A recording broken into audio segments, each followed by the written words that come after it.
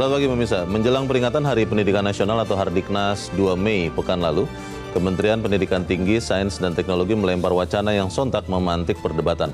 Mereka berniat mengevaluasi hingga menutup sejumlah program studi yang dianggap tidak relevan dengan kebutuhan pasar kerja. Dalil penutupan ini adalah untuk menekan ketidakcocokan antara lulusan perguruan tinggi dengan industri. Menurut data Kemendikti Saintek ada tidak kurang dari 1,7 juta sarjana dan 200.000 diploma yang lulus setiap tahun. Pemirsa, inilah editorial Media Indonesia di seri ini Senin 4 Mei 2026 dengan tema Kampus Bukan Pabrik Tenaga Kerja bersama saya Lona Samosir. Dan Anda semua para pemirsa juga bisa ikut menyatakan pendapat Anda nanti dengan menelepon nomor 021-583-9900. Dan pemirsa, pagi ini telah hadir bersama saya anggota Dewan Redaksi Media Group, Indra Maulana. Bung Indra, selamat pagi. Selamat pagi, Bung Leo. Sehat-sehat Bung Indra? Alhamdulillah. Lewat kampus juga dulu ya? Pasti dong. Lewat kampus, saya juga lewat kampus. Dan ini menarik sekali karena meskipun tadi di editorial, di headline-nya sudah dikatakan sebelumnya ya, diralat ya, maksudnya tidak akan ditutup. Tapi wacana ini sempat muncul dan sampai sekarang masih dipikirkan orang. Pertanyaannya adalah, apakah ide itu ada yang sepenuhnya tidak tepat? Atau ada memang relevansinya? Karena kalau memang selama ini kan selalu dikatakan kampus dan industri, kampus dan dunia kerja itu suka ada link, tidak link dan match. Ya, tidak ada mismatch ya. Betul. Di situ ya. Bagaimana pesan editorial Bung Indra? Ya, pesan editorial sebenarnya kita semua ya di redaksi itu cukup kaget tentu saja menjelang Hari Pendidikan Nasional waktu itu ya, disampaikan oleh seorang PLT Sekjen dari Kemendikti Saintek yang menyebutkan, saya kutip aja supaya tidak salah, di sini disebutkan dalam acara tersebut ya, Bapak Rektor yang ada di sini semuanya ada kerelaan nanti mungkin ada beberapa yang harus kami eksekusi. Ini kata-kata ini, harus kami eksekusi dalam waktu tidak terlalu lama terkait dengan prodi-prodi perlu kita pilah dan kalau perlu ditutup untuk bisa meningkatkan relevansi. Jadi kita khawatir waktu itu sebelum ada pernyataan dari Pak Menteri ya, kita khawatir ternyata dari Kementerian Pendidikan Tinggi Saintek ini kok memandang tentang pendidikan tinggi itu begitu sempit, bahwa ini seolah-olah lulusan itu langsung kemudian hubungannya dengan tenaga kerja, dengan tempat kerja, bahwa itu 100% salah tidak juga. Memang perlu juga harus ada korelasinya, tidak boleh mengawang-awang, tidak boleh berada di menara gading begitu ya.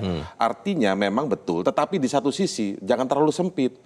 Karena bahaya juga, ini tidak sesuai juga dengan Undang-Undang tentang Pendidikan Tinggi ya nomor 12 tahun 2012 yang dimana di situ disebutkan bahwa pendidikan tinggi itu fungsinya mengembangkan kemampuan, membentuk watak serta peradaban bangsa. Kita tahu kemajuan sebuah negara itu adalah dasarnya adalah sumber daya manusia yang mempunyai pendidikan yang luar biasa baik. Tidak hanya pendidikan dasar, tapi juga pendidikan tinggi. Nah, disinilah kemudian kita mencoba mengingatkan melalui forum editorial ini bahwa pendidikan tinggi tidak boleh dipandang sempit hanya kaitannya dengan langsung kalau pendidikan A cocok untuk pekerjaan B. Nah, itu yang kita khawatirkan. Tapi kita bersyukur, tadi kita lihat pernyataan dari Pak Menteri ya, dibacakan Bung Leo dalam beritanya tadi, menyatakan bahwa yang benar adalah akan dilihat, akan dikembangkan, supaya relevan.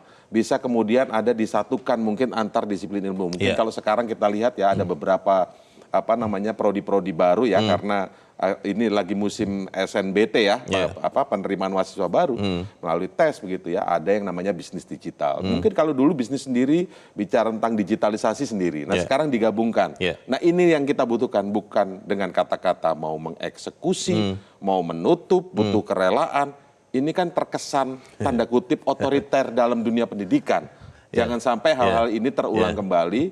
Semoga kalau memang ada rencana-rencana kebijakan pengembangan, seperti kata Bung Leo tadi, dimatangkan dulu, bicara dengan stakeholder, jangan langsung disampaikan saja ke publik. Nanti bisa ada mispersepsi ya di situ. Kita akan bahas ini, Bung Indra, dan pemirsa, inilah editorial Media Indonesia untuk hari ini, Senin 4 Mei 2026.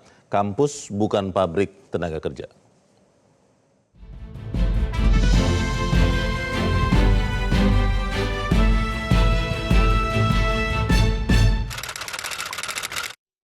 Kampus bukan pabrik tenaga kerja.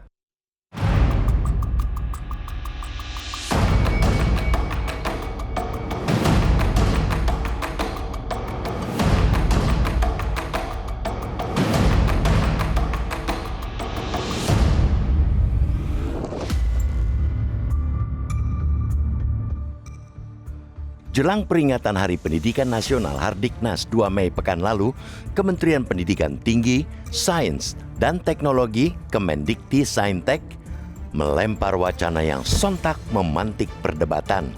Mereka berniat mengevaluasi hingga menutup sejumlah program studi atau prodi yang dianggap tidak relevan dengan kebutuhan pasar kerja. Sembari menyampaikan rencana tersebut, Pelaksana Tugas PLT Sekjen Kemendikti-Saintek Badri Munir Sukoco juga meminta kerelaan para rektor apabila pemerintah merekomendasikan kepada mereka untuk menutup beberapa prodi yang sudah dipilah untuk meningkatkan relevansi. Dalil penutupan itu ialah untuk menekan ketidakcocokan antara lulusan perguruan tinggi dengan industri. Menurut data Kemendikti-Saintek, ada tidak kurang dari 1,7 juta sarjana dan 200.000 diploma yang lulus setiap tahun. Persoalannya, sektor industri belakangan ini menghadapi banyak masalah. Bahkan ada yang menyebut telah terjadi deindustrialisasi dini. Hal ini membuat kekuatan industri untuk bisa menyerap tenaga kerja menjadi menurun. Akibatnya, jutaan lulusan perguruan tinggi itu pun sulit masuk ke pasar kerja. Tidak dapat dimungkiri, pada sisi itu memang ada ketimpangan antara lulusan perguruan tinggi dan kebutuhan dunia kerja. Setiap tahun, ratusan ribu lulusan baru harus kandas saat memasuki pasar tenaga kerja, lantaran jumlah kebutuhan selalu tidak sebanding dengan mereka yang menginginkan pekerjaan. Tidak hanya pasar kerja di sektor industri, Kemendikti-Saintek juga mencatat adanya inflasi tenaga berpendidikan di sektor pendidikan dan kesehatan. Meskipun sebetulnya di dua sektor tersebut masih bisa diperdebatkan keakuratan datanya, karena faktanya negara ini masih kekurangan guru dan dokter, hal-hal itulah yang kerap dijadikan alasan untuk mengoreksi dunia pendidikan. Termasuk wacana kali ini soal penghapusan prodi yang tidak relevan dengan dunia kerja. Pemerintah tampaknya lupa bahwa ada sisi lain yang mestinya juga dilihat dan dipahami dengan seksama, yaitu terkait dengan fungsi pendidikan tinggi. Universitas bukanlah lembaga kursus. Perguruan tinggi bukan semata pabrik tenaga kerja. Kampus memiliki mandat yang jauh lebih luas, yaitu mengembangkan ilmu pengetahuan, membangun peradaban, mencetak pemikir kritis, melahirkan inovator, menjaga kebudayaan, serta menghasilkan solusi atas persoalan-persoalan sosial yang kompleks. Banyak disiplin ilmu yang mungkin tidak memiliki korelasi langsung dengan kebutuhan industri, tetapi berkontribusi bagi masa depan bangsa. Sejumlah bidang ilmu sering dianggap susah dijual dalam pasar bebas tenaga kerja. Akan tetapi, justru dari ruang-ruang akademik semacam itu lahir gagasan besar. Jangan sampai karena hendak mengadopsi konsep link and match ala Orde Baru, pemerintah justru menghilangkan ruang produksi pengetahuan. Karena itu, kehati-hatian dan perhitungan yang matang menjadi mutlak. Sebelum memberangus prodi, pemerintah harus menyusun parameter evaluasi yang lebih komprehensif tanpa tergesa-gesa. Relevansi prodi tidak hanya diukur dari berapa banyak lulusan diterima perusahaan, tetapi juga dari kontribusi terhadap penelitian, inovasi, pengabdian masyarakat, pembangunan daerah, penguatan budaya, hingga penciptaan wirausaha baru. Menutup prodi tanpa membenahi ekosistem ekonomi nasional ibarat menyelesaikan gejala tanpa menyentuh akar masalah. Ibarat menggaruk kaki untuk mengatasi gatal di kepala. Jumlah lulusan mungkin berkurang, tetapi peluang kerja belum tentu bertambah karena iklim investasi belum mumpuni.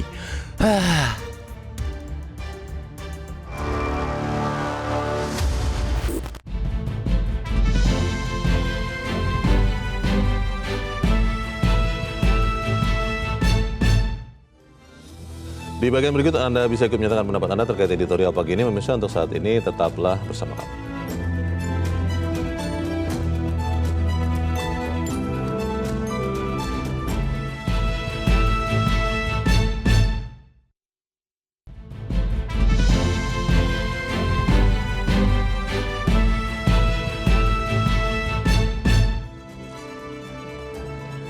Terima kasih Anda masih bersama kami dan sekarang kita akan mendengarkan dulu Bung Indra pendapat dari pemirsa Metro TV. Kali ini ada dari Bekasi, Jawa Barat, Pak Ondo Silitonga. Pak Ondo, selamat pagi. Selamat pagi Bung Leo, selamat pagi Bung Indra. Selamat pagi Pak Ondo. Silakan Pak, pendapat Anda Pak.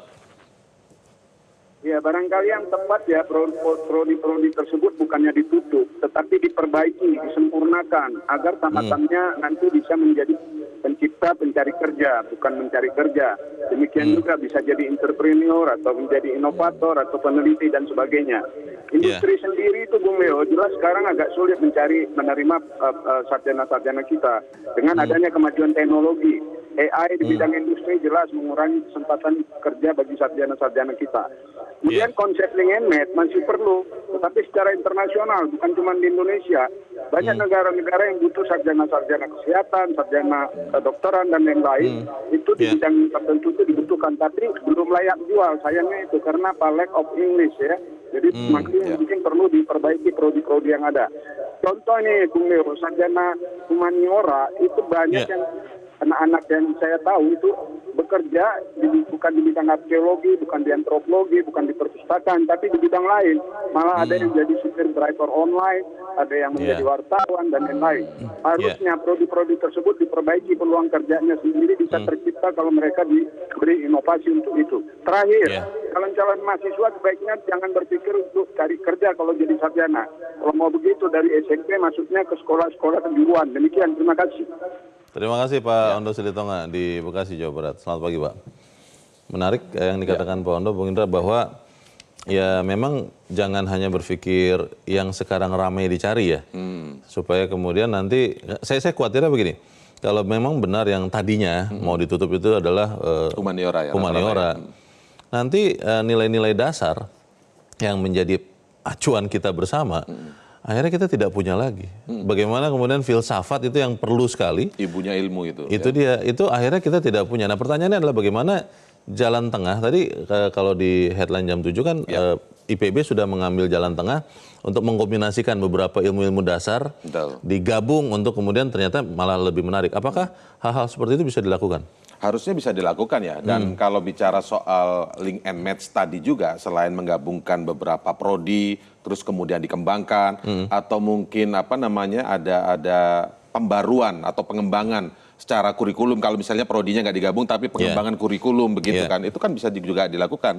Dan itulah fungsinya dari Kementerian Pendidikan Tinggi dan Saintek begitu ya. Dan kemudian juga tentu saja beberapa kampus lainnya. Di situ selain mengembangkan kurikulum, tadi penggabungan. Lalu juga kalau kita lihat sekarang ini kan ada juga D4 ya, yang sarjana terapan. Itu kan juga langsung terkorelasi dengan kebutuhan-kebutuhan industri di luar. Misalnya kalau kita lihat ada sekarang bisnis kreatif di Universitas Indonesia kan kita lihat tuh. Dan kemudian ada beberapa hal yang lain. Nah itu kan artinya sudah merupakan sebuah rencana atau sebuah tahapan di mana kampus juga berusaha untuk sesuai link and match dari lulusan sarjana mereka dengan kebutuhan industri di luar. Nah, itu yang kita harapkan. Jadi kajian yang matang, yang lebih bisa dipertanggungjawabkan, baru kemudian disampaikan ke publik. Ini yang diinginkan oleh masyarakat sebenarnya ya, selain terkait dengan dunia kampusnya, tapi bagaimana pejabat publik itu ketika mau menyampaikan sesuatu itu memang ini sudah matang melalui kajian yang tepat, baru disampaikan, walaupun itu sifatnya pertemuan yang semi tertutup, misalnya begitu ya. Karena ini kan juga akan membuat resah. Kalau main tutup aja misalnya, ilmu sejarah ditutup gitu misalnya kan.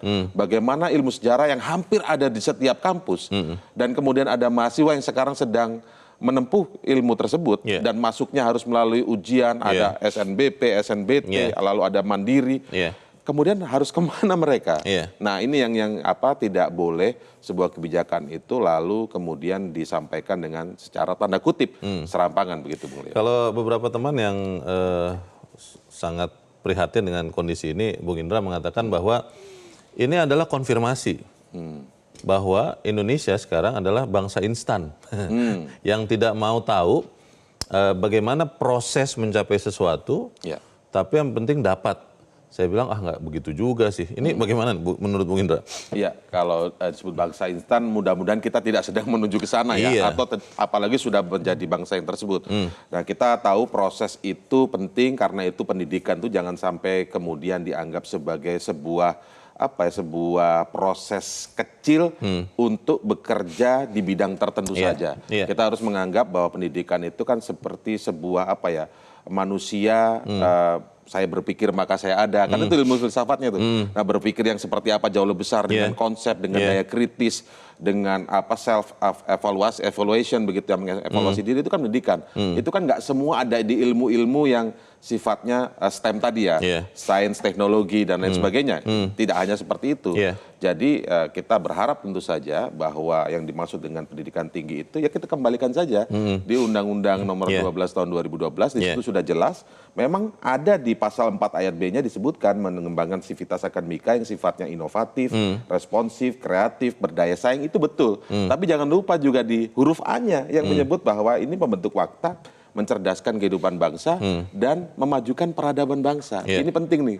Kalau humaniora dihapus, ya saya nggak tahu akan bagaimana masyarakat atau generasi muda kita akan belajar tentang hal-hal dasar yang tadi disampaikan Bung Leo. Hal-hal dasar dalam berkehidupan. Tadi Pak Ondo juga mengatakan bahwa link and match tetap perlu, meskipun juga harus ditingkatkan dengan yang disoroti Pak Ondo tadi, kemampuan berbahasa Inggris ya. Kalau kita melihat link and match, apakah memang sejauh ini kita sudah lihat, kalau kita bicara kementerian-kementerian lah ya, Kementerian Perindustrian, itu memang sudah bicara dengan Kementerian Pendidikan Tinggi, karena yang namanya link and match kan sarjana masuknya ke industri. Kalau memang logika kita ikutilah pemerintah sekarang ini, itu sudah bicara, atau memang jangan-jangan satu punya roadmap, tapi nggak ketemu nih. Kira-kira bagaimana? Ya. Nah, ini yang kita tentu harapkan ya, bahwa ada perbincangan sehingga kalau bicara link and match maka memang harus sama nih koordinasinya begitu. Nah, ada juga kritikan yang mengatakan bahwa memang bagaimana industri kita sekarang ini, jangan-jangan ada prodi-prodi yang ditutup, kemudian ada prodi yang mau dimunculkan sesuai dengan kebutuhan. Tetapi ternyata kondisi ekosistem ekonomi kita, industri kita tidak juga bisa menampung. Apakah mau ditutup juga? Kan itu yang menarik. Itu analogi-analogi sederhana yang menarik ya untuk kita kaji juga. Jangan sampai main asal tutup, tetapi kemudian ketika industrinya pun tidak bisa menyerap, bahkan sudah link and match, tapi nggak bisa menyerap. Apakah kemudian prodi ini kemudian mau ditutup juga? Satu contoh sedikit, Bung Leo. Kalau di antara pernyataan yang disampaikan oleh PLT Sekjen Kemendikti ini kan salah satunya adalah soal inflasinya sarjana keguruan. Katanya. Ya kan, disebutkan itu inflasinya sarjana keguruan. Padahal ini kan sudah link and match dengan kebutuhan guru di tanah air kita. Persoalannya, ini kenapa kemudian disebutkan akan dievaluasi juga. Kalau link and match sudah dapat, tetapi ternyata kebutuhan pemenuhan guru di tanah air kita masih bisa disebut kurang. Kok bisa sarjananya inflasi, penyerapan di ininya juga kurang. Ini kan yang perlu diperbaiki dulu, jangan kemudian memakai bahasa eksekusi dan lain sebagainya. Tapi sekali lagi ini kan kita bahas adalah ide yang sempat muncul, walaupun menterinya tadi sudah mengatakan bukan ditutup, bukan dieksekusi, tetapi lebih pada mau dikembangkan supaya relevansinya terjaga. Kita jeda dahulu, Bung Indra dan pemirsa tetap bersama kami, Editorial Media Indonesia segera kembali.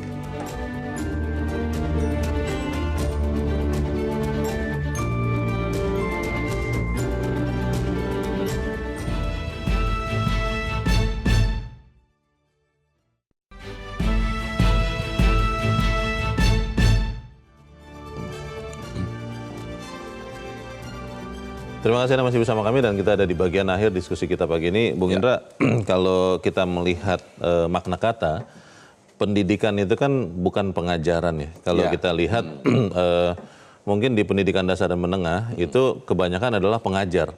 Karena yang perlu disampaikan adalah materi-materi dalam kurikulum, tapi lebih kepada pengetahuan kognitif saja. Bagaimana siswa ini bisa menangkap dan mencapai target kurikulum. Tapi kalau kita lihat namanya saja Kementerian Pendidikan.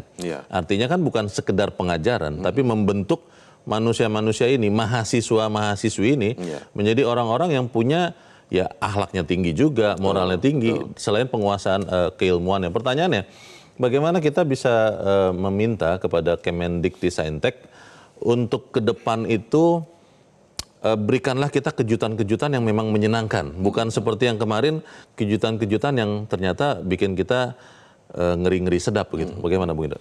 Baik, kita tentu saja di forum ini berharap ya bahwa Kementerian Pendidikan Tinggi sekali lagi bukan berpikir bahwa pendidikan tinggi itu lalu kemudian hubungannya dengan banyak terserapnya para sarjana ini menjadi tenaga kerja. Itu betul, tapi jangan sampai itu menjadi 100%. Pemikirannya begitu. Nah, karena masih ada beberapa jenjang lagi yang bisa dilalui juga. Nah, kemudian juga disiapkan juga kalau memang perlu link and match, perlu disiapkan juga berkoordinasi dengan industri di luar sana. Diorkestrasi oleh Kementerian Pendidikan Tinggi, para rektor-rektor dari kampus-kampus ini duduk, apa yang dibutuhkan dalam industri-industri tersebut, nah disesuaikan. Tapi juga bukan kemudian ditutup, ini dihilangkan, tetapi disesuaikan. Disesuaikan kebutuhannya seperti apa. Kalau memang bisa disatukan antara prodi, atau mungkin dikembangkan kurikulumnya, atau kemudian mungkin juga kemudian dilahirkan 1-2 prodi yang memang spesifik terkait tertentu. Dan kita sudah tahu juga ada sarjana terapan di sana. Itu sudah sebuah langkah yang tepat sebenarnya. Nah, artinya ini dikelola yang baik lah. Karena jangan sampai kemudian ini menjadi pendidikan tinggi itu menjadi semacam pelatihan, kayak badan pelatihan menuju tenaga kerja begitu loh. Bukan seperti itu. Tetapi lebih kepada mengembalikan lagi tuh citra marwahnya. Bagaimana membangun manusia yang selain akhlak tadi, mampu berpikir kritis, mampu mengevaluasi diri, kemudian melakukan penelitian, mampu orang yang menjaga kebudayaan. Nah, ini kan penting, akar bangsa itu kan juga dari budaya. Kalau hal-hal ilmu-ilmu tentang kebudayaan ini dihilangkan, kita juga bagaimana nih, siapa yang akan menjaganya nanti? Kan sifatnya hanya mesin, teknologi dan lain sebagainya. Nah, ini yang perlu dijaga juga. Jadi marwahnya besar, jangan dikecilkan Kementerian Pendidikan Tinggi ini. Walaupun di situ ada sainteknya, tapi pendidikan tinggi ini jangan dikecilkan. Jadi kita berharap kembali saja ke Undang-Undang 12 nomor 12 tahun 2012. Nah, di situ sudah jelas bagaimana fungsinya di pasal 4 dan ada di pasal 5 juga. Kita harap seperti itu. Kita harap apa yang kita bicarakan di sini juga menyumbangkan pemikiran bagi teman-teman kita di Kemendikti-Saintek. Bung Indra, terima kasih. Sudah hadir tempat ini. Selamat pagi. Selamat pagi. Pemirsa, menutup prodi, program studi tanpa membenahi ekosistem ekonomi nasional ibarat menyelesaikan gejala tanpa menyentuh akar masalah. Ibaratnya menggaruk kaki untuk mengatasi gatal di kepala. Jumlah lulusan mungkin berkurang, tapi peluang kerja belum tentu bertambah karena iklim investasi belum mumpuni. Saya Leonard Samusi, berterima kasih Anda sudah menyimak editorial Media Indonesia 1 pagi ini. Terus jaga kesehatan Anda, terus jaga nurani Anda. Selamat pagi, sampai jumpa.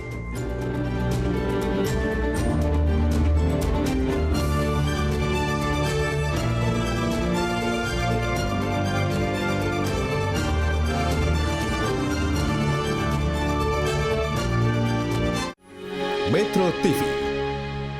Jelajahi cara baru mendapatkan informasi. Download Metro TV Extend sekarang.